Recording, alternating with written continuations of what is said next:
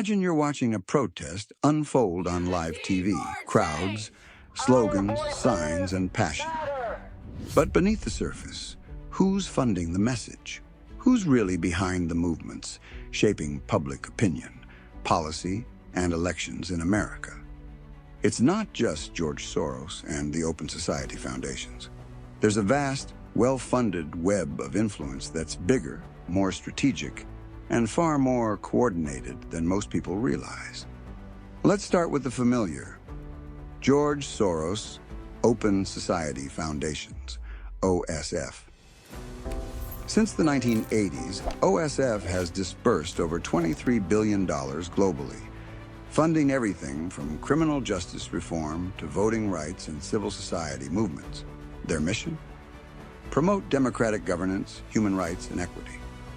But OSF is just one part of a much broader network aligned with democratic political infrastructure. Enter the Democracy Alliance, a secretive club of ultra-wealthy progressive donors like Soros, Tom Steyer, and others. They don't donate to campaigns directly.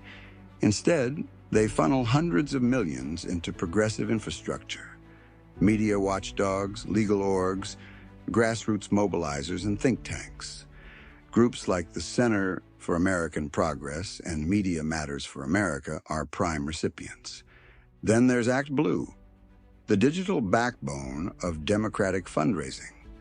This platform alone has processed over $16 billion in donations, giving Democratic candidates, PACs, and activist groups a massive financial edge.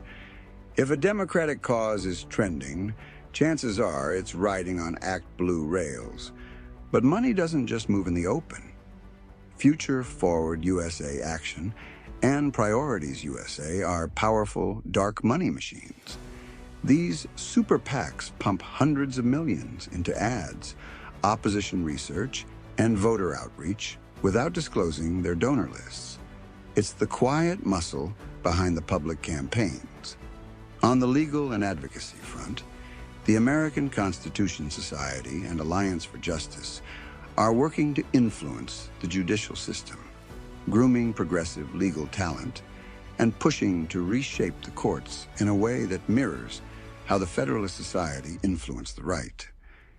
Meanwhile, grassroots organizations like Indivisible and MoveOn.org equip local activists with digital tools, talking points, and rally templates, ensuring alignment across the country on key messaging and tactics. And let's not forget policy incubators. The Center for American Progress churns out policy ideas, talking points, and legislative blueprints adopted by lawmakers. It's not just influence, it's orchestration. Other groups like the League of Conservation Voters, Faith in Public Life, and Planned Parenthood Action Fund use environmental, religious, or reproductive rights issues to galvanize voter bases while staying in ideological alignment with democratic platforms. Many of these groups are linked through shared funding sources and philanthropic umbrellas, like the Democracy Fund, founded by eBay's Pierre Omidyar, the Ford Foundation, the Freedom Together Foundation, and the Carnegie Corporation. These foundations provide hundreds of millions in tax-deductible grants to nonpartisan causes that consistently align with democratic interests. Even international democracy-building groups like the National Endowment for Democracy, NED, and International IDEA play a role, often aligned with global liberal democratic norms that complement Democratic Party strategies at home. What makes this ecosystem so powerful is its scale and synchronization. From elite donor clubs and legal advocacy groups to protest logistics and media messaging, it's a vertical integration of influence built over decades. So the next time you see a trending hashtag, a spontaneous protest, or a viral political message, ask yourself, is it grassroots or is it guided? And if this opened your eyes, the next part in our series will dig even deeper into how narratives are crafted And who benefits when the line between activism and influence gets blurry?